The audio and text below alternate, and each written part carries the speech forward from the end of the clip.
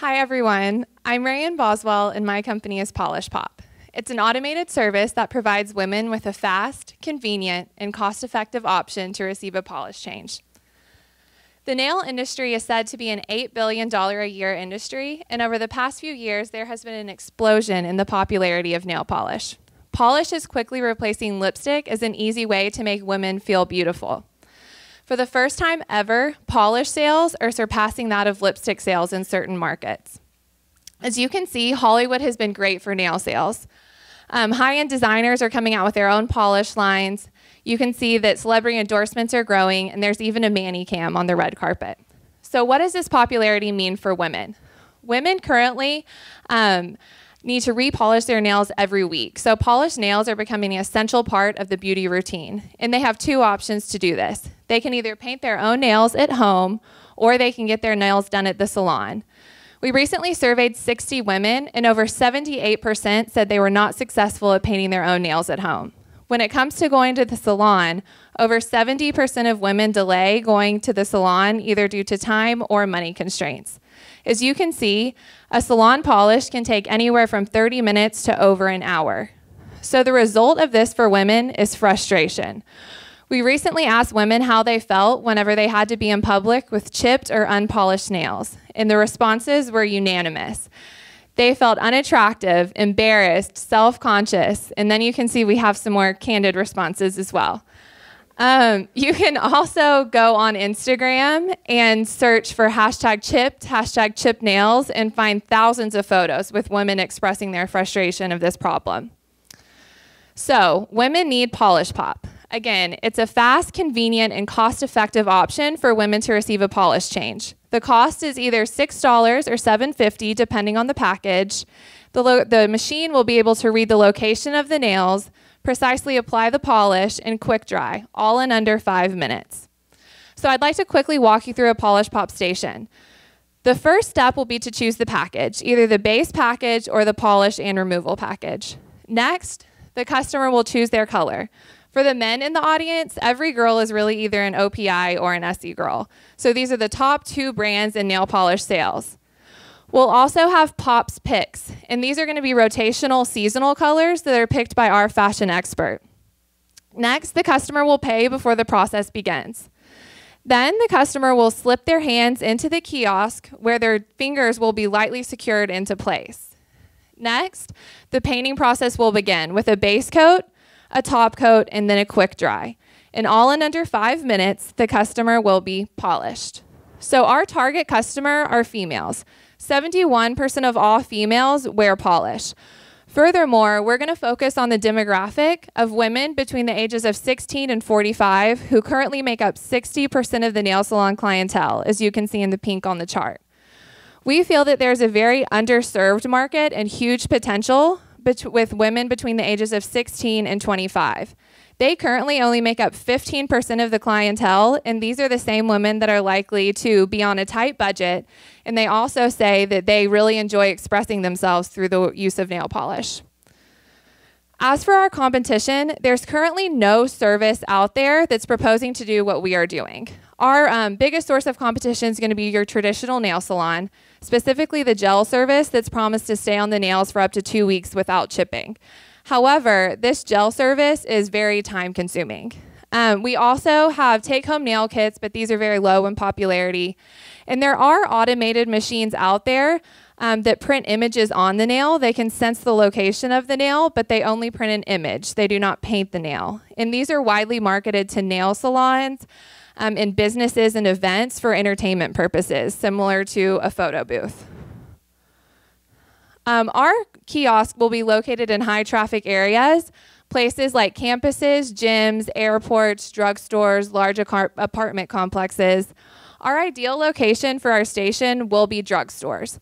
CVS recently launched 2,000 nail headquartered kiosks in their stores, and this is in a response to the explosion in nail care sales in the industry. These kiosks are rather large, and as you guys know, square footage in drugstores are very sacred, so this further confirms the importance of nail care sales for women.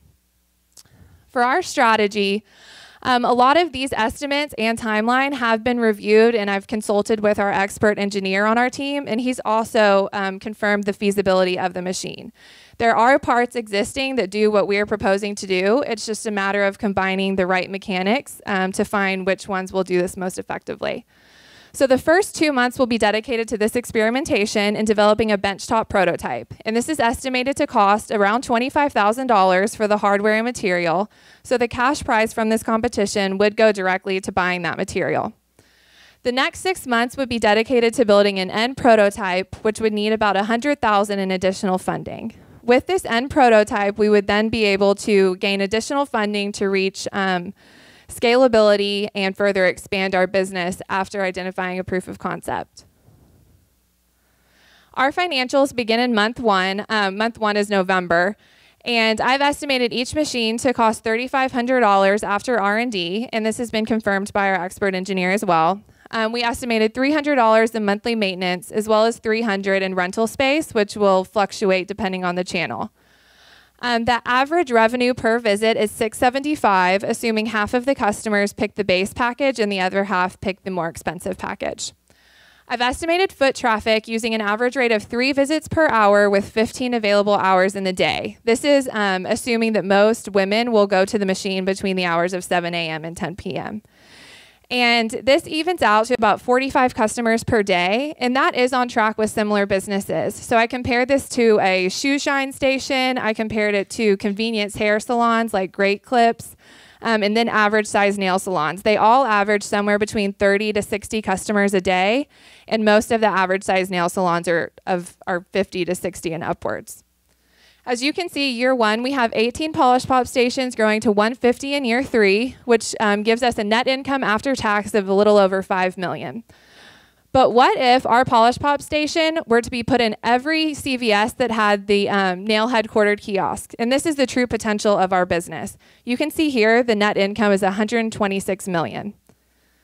My sister and I are the co-founders of Polish Pop. I'm a Master's of Business Analytics student here at SMU, and my sister is an entrepreneur, and she has a degree in design from the Fashion Institute of Technology in New York. We're both avid lovers of nail polish and believe in the role that beauty can play in women's confidence.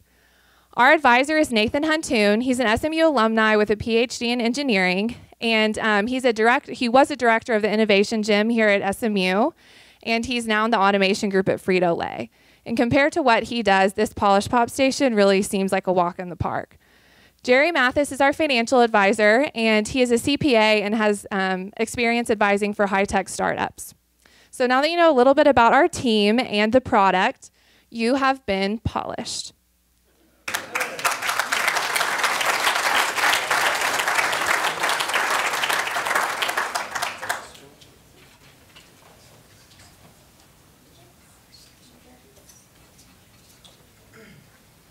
We on? Is it working? There you go. So this mystery engineer person, as you talk to them, what does he see to be the most challenging part of delivering on this? What confidence do you have that he can, and what's the most challenging part? So I've broken up the engineering aspects into 3 phases. The user interface, obviously that's done commonly, that's okay. Proximity sensing is what detects the location of the nail. Photoelectric sensors is what people commonly use, and this can detect an area like less than 1 millimeter in diameter and from 60 meters away. He said it's very common, and an engineer who specializes in that, that's not a problem. So the biggest thing is the actual mechanics, and he gave a lot of different examples. There are mechanics that do this. He said it's really just finding the right combination, whether it is a precision spray paint type of robot or one more like this, to where at the end of here, you could either attach a roller or a brush or something that applies the polish. To put it into perspective, he used to be the director of the Innovation Gym here at SMU, and he said that a team of engineering students, given a challenge like this, could come together in about a week and probably come up with a solution for the actual mechanics of this, to where it could actually paint a nail. Obviously, just the hardware and materials would need to be provided for them. I think I'm in your target market. I would definitely use this.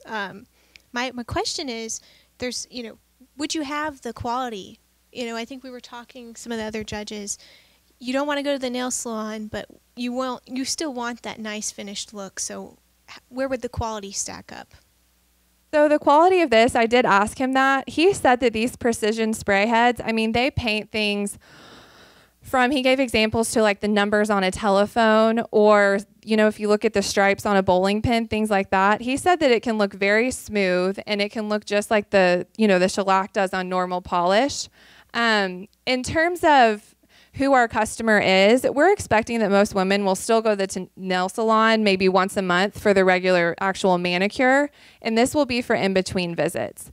So a prime example is, I have this red polish on, and I would have liked to have it pink. So on the way to this competition, I would have gone and just got a quick polish change to have pink polish. So that's kind of where our customer lies.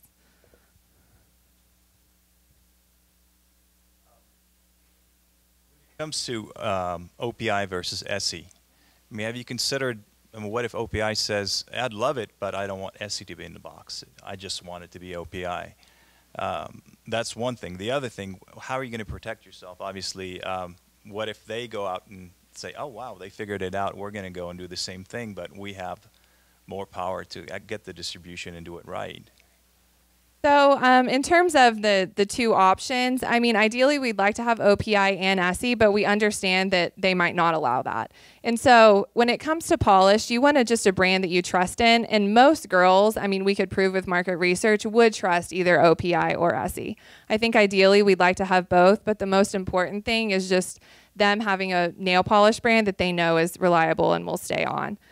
In terms of them doing it themselves, I mean, that is always a risk. I think the biggest thing, and especially with this competition, would be to use that prize money to get some type of utility patent on this before it is, done by someone else.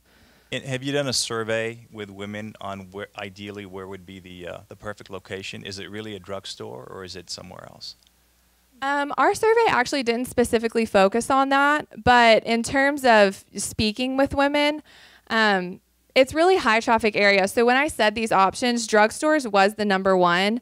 Gyms was very close to that. Most women all go to the gym, and they said if this was in the locker room, I would do it there. They just don't really want to do it where, they're going to be very crowded, or where they'll see people they know. I mean, most of the time you don't see someone in a drugstore, So we're over time on our questions. Can we take one quick last question? Since space is at a premium, how big do you envision the machine being eventually? Good question. So there are machines, like I said, similar to this. A lot of them are in China that are standing kiosks, but again, they don't paint the nail. They print an image onto it because that is big in China. Theirs were about the same size of this podium right here.